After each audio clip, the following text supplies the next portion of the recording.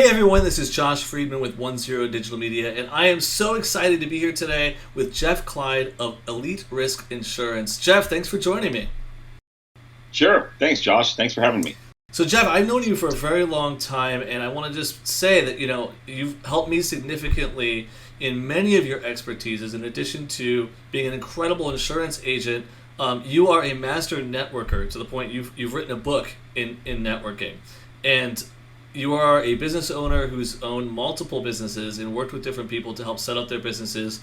And so I actually want to start today with what are some of the things that we should all be doing right now to help us to get through this crazy time and this crazy situation that we're in.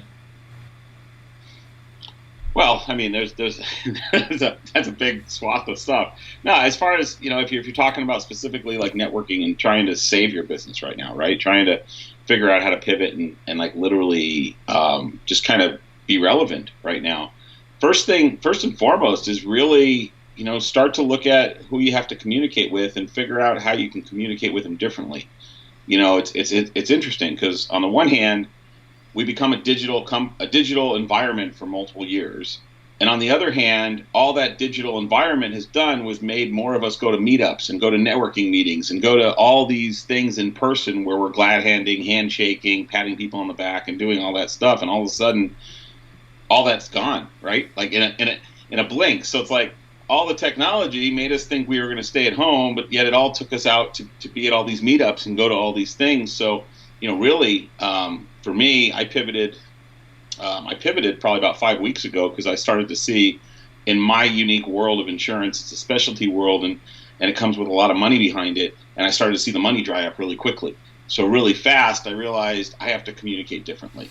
And so I would say, honing in on who you should talk to and figuring out every day how to be intentional and building your network to save, to either save your company, to grow your company, or literally manage your company. I mean, that's what I'm seeing. Yeah, I mean, we'll talk a lot about pivoting and what that looks like and what that means. For a while, I thought that, I wasn't even pivoting. We were just kind of offering more of the services that we were already offering. And then all of a sudden, somebody hired me to do a broadcast, a live broadcast like this. And all of a sudden, I found myself having another product. And this might end up being my pivot. This is going to be something that we're going to be pushing without me even realizing, wow, this is something that we should have been doing all this time anyways. I would have never found without COVID-19. What are some of the things that you've had to do to pivot and change from where you were to where you are now? Oh my gosh. So, I mean, first and foremost, so I actually, I literally, so just to give you a little background, I actually am focused on 3 different areas within insurance, actually a handful of them, but 3 main ones lately. One is I've been focused on weather and climate insurance for years. So interestingly enough, the weather and climate space brought me in, believe it or not, to the cannabis and now hemp space. So it's kind of weird, but it's about outdoors, it's about growing, it's about different products. And I know there's indoor grow also, but it kind of worked alongside. So I do those 3 things. So for me, like I say, I got these calls probably about 5 weeks ago after working for literally 12 months straight, building my network the way I needed to, specific to the hemp space and specific to these weather-based products that we have for hemp crop insurance and some other stuff. The world just stopped. Literally, I got off the phone with a bunch of people and they stopped completely.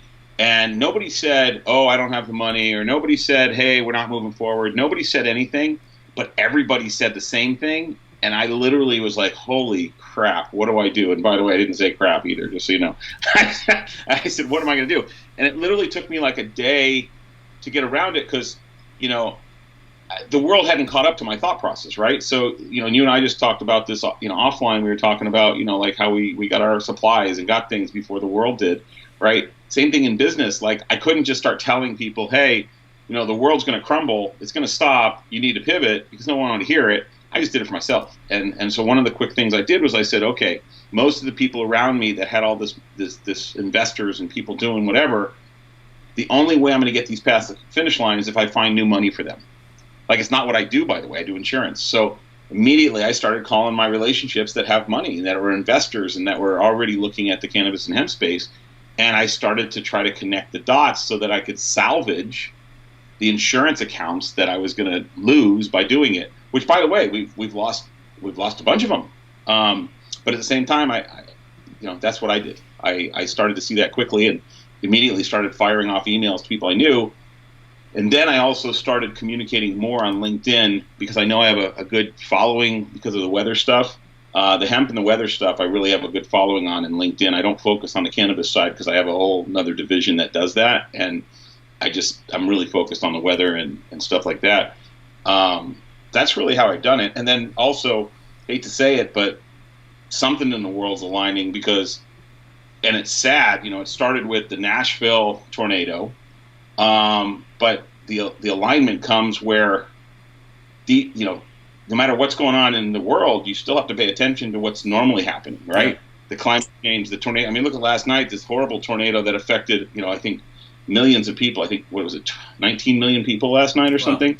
One tornado, like all over multiple states and stuff. It's horrible, but it's what I insure. So you have to capitalize on that. You have to point out this thing and say, hey, guys, even though the world has stopped, the weather's not going to stop next year. Right. Or the next 3 months. The weather's not going inside. Now more than ever, as the risk manager for municipality or a country, or a city or a state, you have to do that. So anyway, that's been my thought process to pivot. Well, I think that I've seen you work for a while, as I mentioned, and you have an incredible business plan, which is let's help people to establish their businesses. Let's help them get off the ground. Let's help them get moving. And then once they're up and running, I will be their insurance agent because they're going to want to work with the person who helped them to get there in the first place. And I think that that's an incredible model. I mean, everyone right now is talking about finding ways to help each other. And, I think that there are lots of different ways that we as a society right now can help one another. And, I'm trying to do it by just giving people some business advice and talking to people like you, frankly, who can help them to succeed. But you take it to a very, very personal level. Can you just tell us just a little bit, about how you work and how you get businesses up and running in an effort to kind of not only help people, but get clients, that are going to work with you as an insurance agent? Well, so I mean, I'll put the selfless hat on for a second. I mean, truthfully, yes, you're right. Everybody that has a skill right now, that has the ability to do something, should be honing in on that skill, not because they're going to get paid, but because that's their skill and someone else doesn't have it. And the byproduct of that will be they will get more accounts, more business, more opportunity when we come out of this or even through it, because of the byproduct of helping so many people in so many directions. So, I'll give you an example. A friend of mine, they have a fitness facility, and clearly that thing shut down, right? And those were, and they weren't the first to shut down, which is interesting, because you would think, right? Premise tells you it's healthy people, it's not going to be an issue. We only have really, so they may get sick, and we understand they can get sick, but it's, for them it's going to be like the flu or whatever, right? But then when you look behind the curtain and you go, okay, yes, that's true, but that means they also have more money to travel. That means they also have the ability to come from multiple states and countries, and that means that you don't know who's in that room, right? So as they shut down, though, I've looked at it and gone, okay, how can I help them? Because that's a local economy. That's a Main Street USA business problem, right? And that trickles down to all of us. So forget about my insurance. I had I won't say I had calls with certain people, but I will say that I tried to give my 2 cents because I kind of view it differently. But I also respected that not everybody was ready to hear what I had to say at the moment I had to say it because they weren't there yet. But that's what I would do. I know you, like you said, you found this and you want to get the story out of other people, yet you see it now as a business model, but more importantly right now, you see it as a means of communication. If you and I can talk, let's be very clear. You and I are doing this today to help other people go, how can I help other people? Yeah. And how can I ultimately pivot my business? And how can I ultimately, come out on the other side, A, with more relationships, B, knowing I did good by helping people, right? That's both of our thought process. Well, for me, it's part of me just being an educator. I've always been an educator, and I always get that one snotty student, especially when I taught high school. It was like, why are you doing this? Why do you care? Why are you trying to help me? Why does it even matter to you if I succeed or not? And because that's ingrained in who I am. I don't know. I can't explain why it is. I have an innate ability to just want to see other people succeed. And, I also think that if we have skill sets in this world whether it's art, music, for me, video, everything else.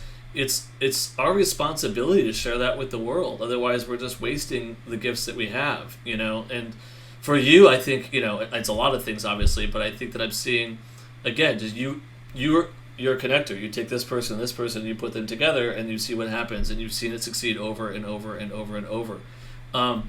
Let's talk more about the pivot. What are some things that are different for you now that you very specifically have pivoted and changed?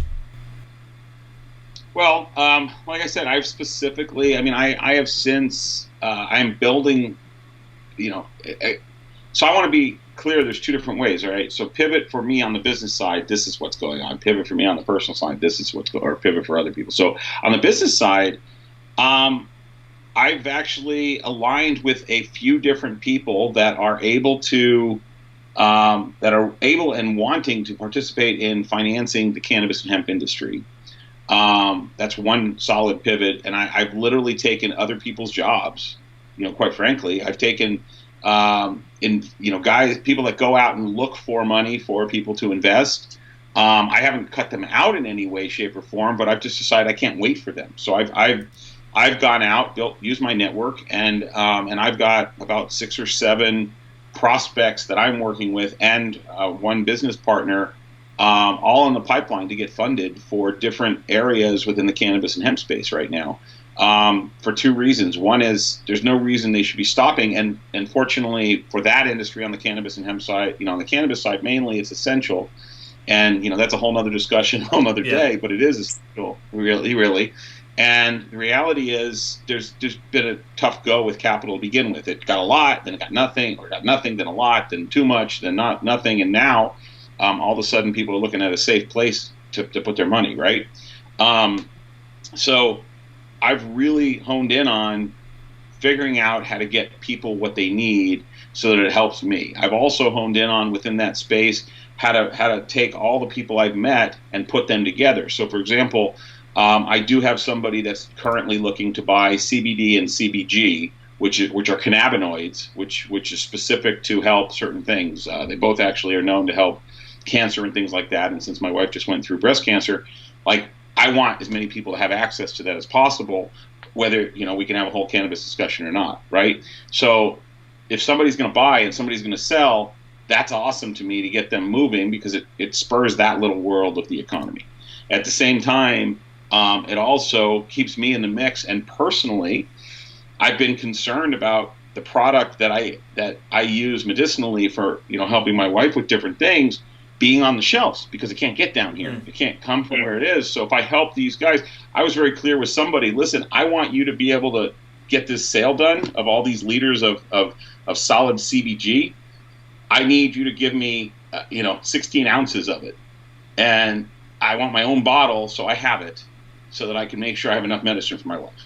So it's I'm almost bartering, right? But I'm helping them to help them, but I'm also that's important to me for my wife. I think this goes back to a key element of business that everyone's done for centuries, which is align yourself with the people that are succeeding, that you want to work with and want to be around. If you're into motorcycles, go find your favorite motorcycle company and see if you could do some work with them. Or I'm into guitars, partner up with those people and see if you can help them, and it'll just come back to you having more fun doing what you're doing.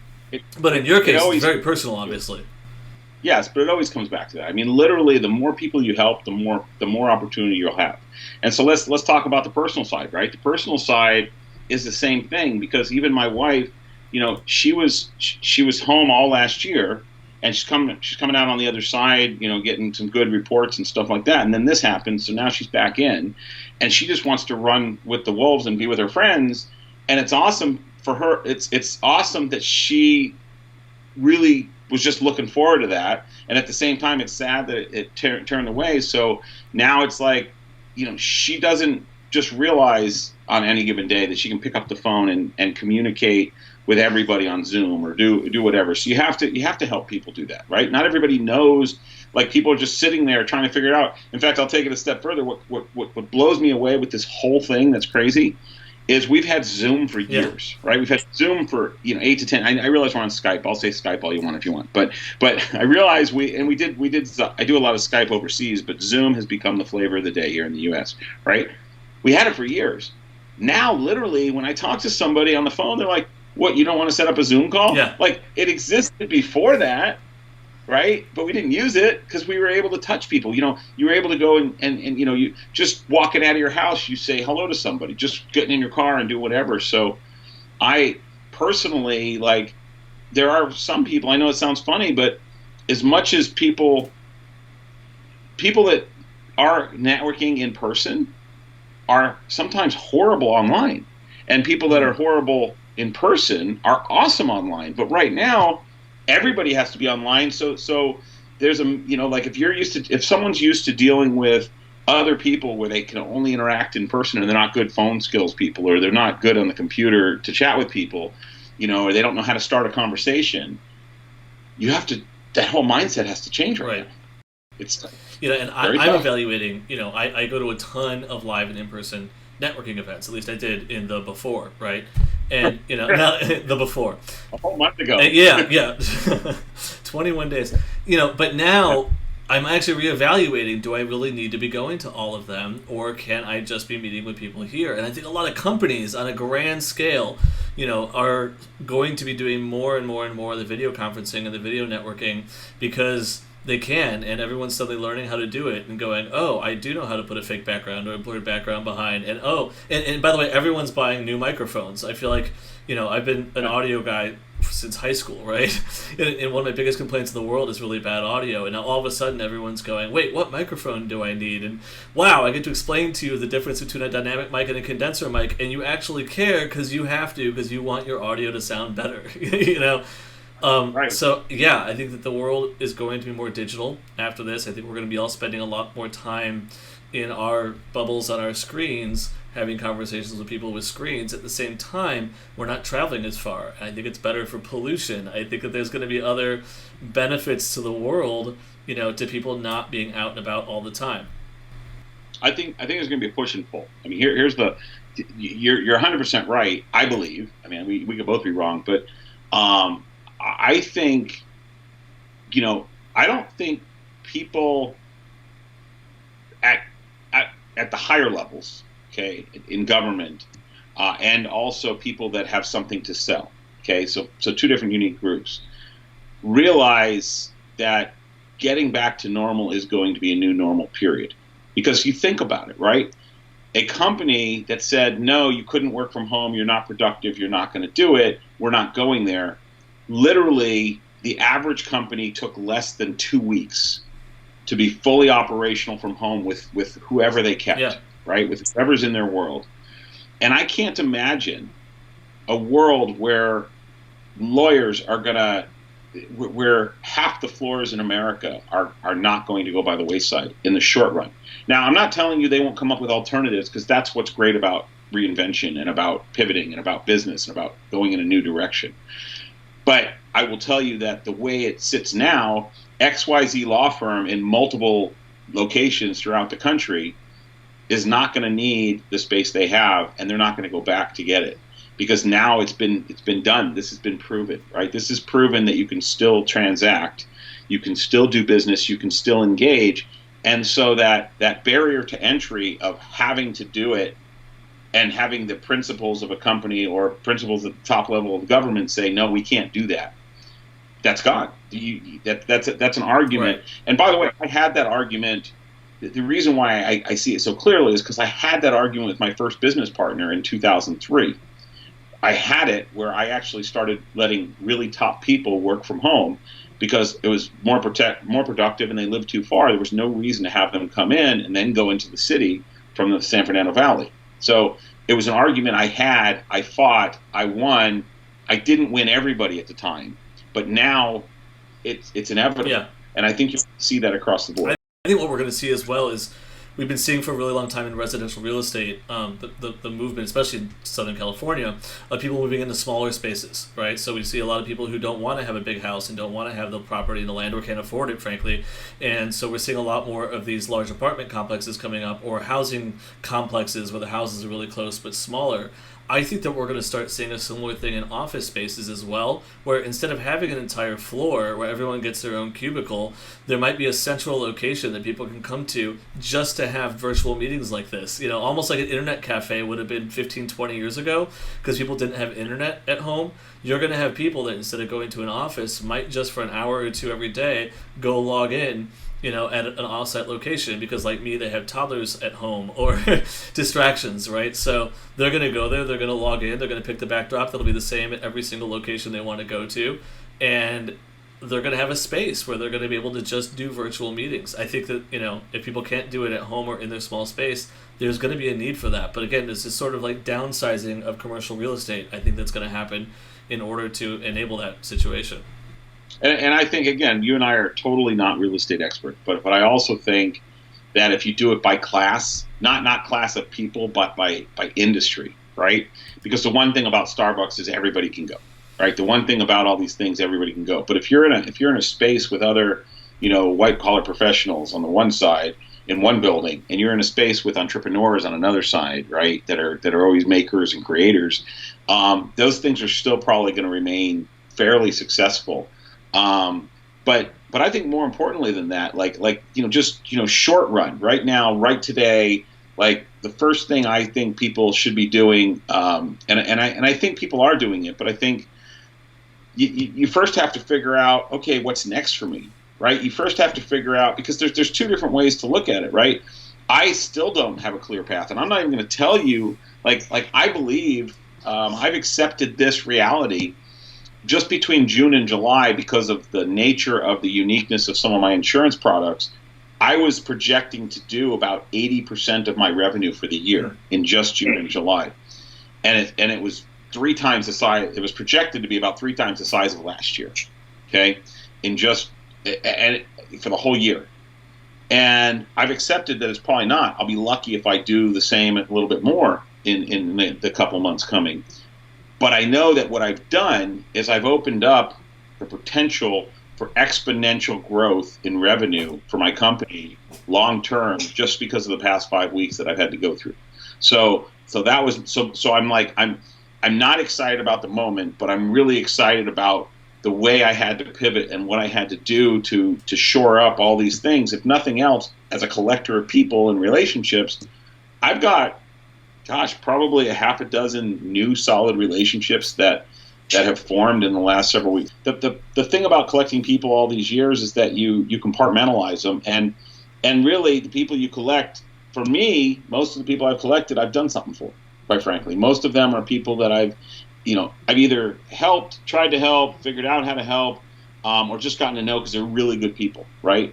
And most of them stay in my world, and you know, and then there's the people that drop off, and I've had a few drop off, and quite frankly, in this one thing I will tell you is, in this trying time of this moment, you're going to see, and I've already seen it, the realness of people.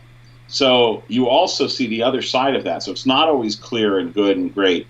When people react differently when they have to feed their families, when they have to protect their families. I will tell you, I'm acting differently by protecting my family, but I'm definitely not acting differently by trying to feed my family, because I do have to feed them, and I do have to build my business and keep doing what I'm doing, but I accept the terms that are around us, right? I accept that that's the reality. But at the same time, I've collected people along the way that just in the last month that I've seen really shine and try to, really do things. I hope I'm right. I feel pretty good about, for the most part, that I'm right about certain people and how we're going to engage and what's going to happen, moving forward. But to give you an example, I just referred for no reason, and this had no direct benefit to me at this moment, but I literally just sent an email this morning after talking to someone I've been working with over the past few weeks, and realizing that they are a good fit with, quite frankly, a childhood friend of mine that we actually met in our youth group. Even though I lived in Arizona and he lived here in California, from BBYO years ago, and literally we stayed in touch, and he happens to have a unique business that she can use. And so I sent him an email this morning, both of them. Nice. So yeah, so it's like it's a perfect example. But I also, like anything else, I'm very clear with people when I do make an introduction or I do connect people. I'm like, listen, tell me what the good and the bad and the ugly, because I want to know that I'm right and wrong, and we are doing things quicker, right? Yeah. I am letting people into my circle quicker, but I'm also cutting them out quicker. if I don't see the thing for every. Well, this is, I think, the biggest irony of all of this is that in keeping ourselves away from people, we are connecting to more people than ever. And we're just finding new ways to do it that are more convenient and that are faster, and realizing, oh, it didn't take that much work for me to learn how to use a video chat service, or all of the video chat services, as it may be. Right. And we can still be around people, So I really quickly, I heard the other day that we aren't social distancing; we're physical distancing. The social thing is blowing up right now. We're being more social than we have ever been in our lives. But we're just physically staying away from people. Yeah, no, it's very true. And the other side of that is, and I think you and I talked about this, I know you and I talked about this like last week or something, just between us, but, I've always been fortunate to find myself in circles where I wasn't really qualified for the level of where people were, but it didn't mean that I genuinely didn't pick the people that I enjoyed. Right, like I didn't just go after the people that were the top echelon. You build relationships, and especially working in the San Fernando Valley in Los Angeles for a bunch of years. I'm a Jewish guy from Arizona, and I have two prongs. Right, I've got fraternity, which, by the way, we have a connection with. Right, even though we didn't know each other then, we still are connected. But beyond that, being a Jewish guy in LA is kind of like like just getting a cup of water. Like you don't miss you don't miss Jews throughout the place, but I met, when I was younger, when I was in my 20s, I got invited to an interesting networking group, and it was, for the most part, mainly people in their mid-40s to 60s. And so I'm in my late 20s, and I literally connected to some of the people. Like, I almost skipped over their kids, right, and went straight to these guys that I met. And so to me, it's like they were so out of my league, but they were willing to mentor me. They were willing to give their time. They were willing to engage. They were willing to share. That fast forward all these years, that's why I look at it this way right now. And I think now more than ever, there's a chance for people at lower levels in business to engage with higher level people. But the catch is, you can't reach out to them and say, hey, I'm doing this. I looked at your stuff, and I think that we can do something together. Like, it's still happening on LinkedIn, by the way. Like, I don't understand that mentality. I never understood that mentality. And right now, more than ever, I've deleted more people in the last 3 weeks that just say stupid things to me on LinkedIn that it just doesn't make any sense. Yeah. Like, I've literally had people write stuff to me, and I've deleted them right away, but sometimes I go back and say, actually, if you read all of my stuff and didn't just take the tagline, you would learn I'm already there, I don't need what we're doing, and I'm okay. Right. Because when somebody asks a question, do you want to make more money? Well, I'm okay. I'm good. No, I don't want to make more money.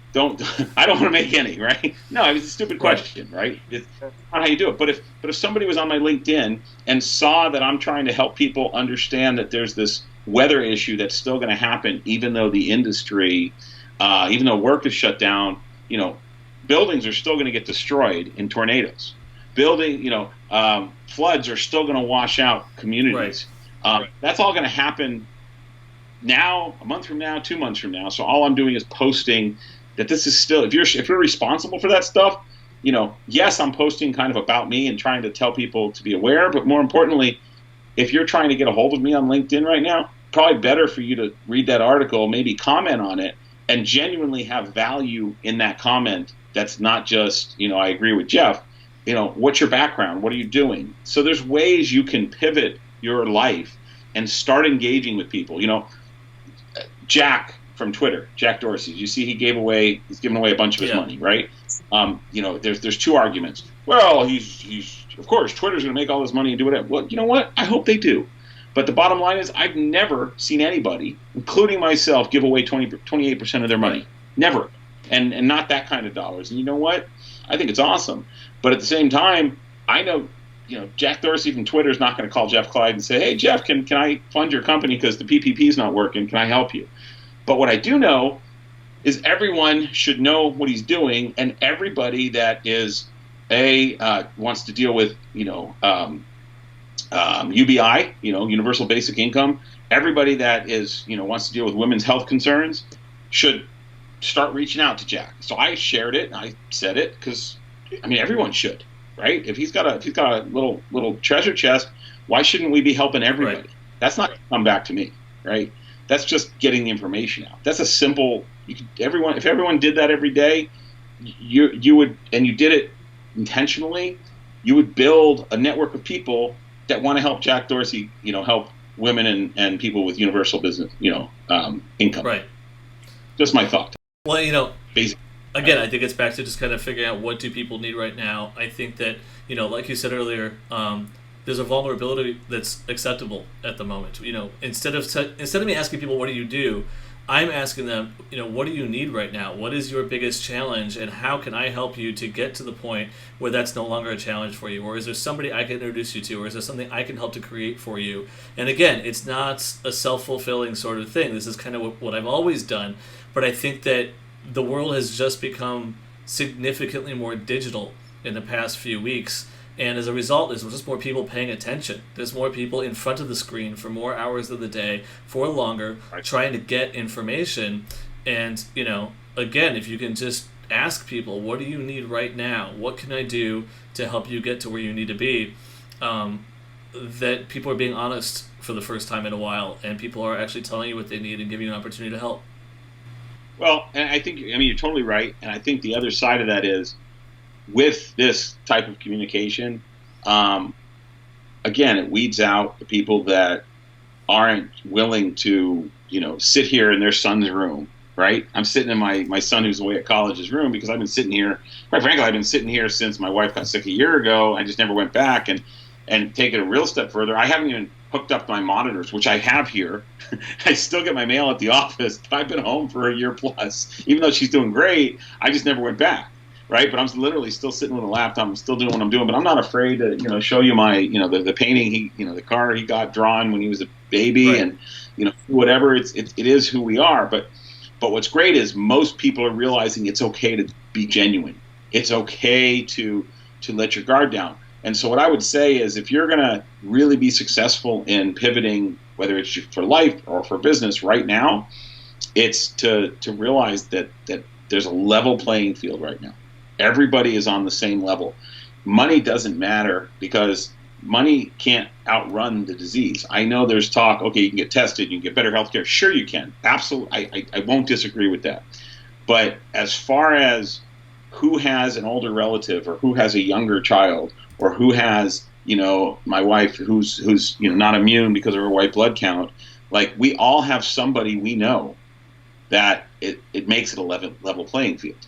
So regardless of the treatment that you can get, you could get the greatest treatment in the world and not be okay. You can get the worst treatment in the world and be just fine, right? So now's the time to just help on that other stuff, right? Is it going out and looking at Main Street USA and saying, all right, who am I going to help today?